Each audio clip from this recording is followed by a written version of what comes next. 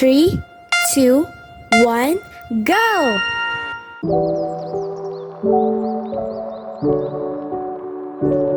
Hi everyone, my name is Nazmi. My name is Navina. My name is Adam. My name is Erina. And my name is Puteri.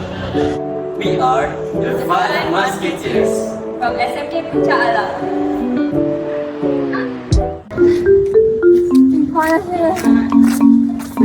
Ada. Tujuh kan?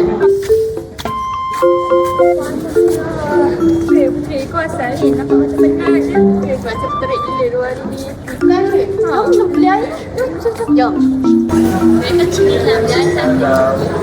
Ini. Terima kasih. Terima kasih. Alah, habis dah. Apa? Kenapa kau buang plastik tu kat situ?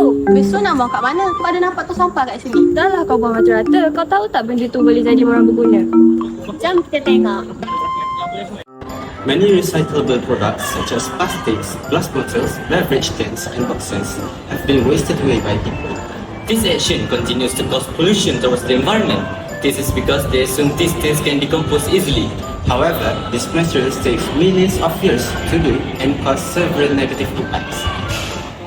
To prevent this, we invented referrals using several types of waste that we found at school.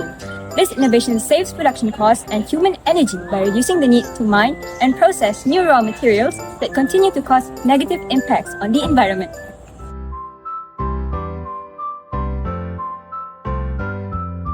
Tapi nak buatnya macam susah je. Tak susah pun, kita hanya perlu gunakan barang-barang terpakai seperti botol, plastik dan cardboard. Kita juga perlukan acuan dan epoxy resin.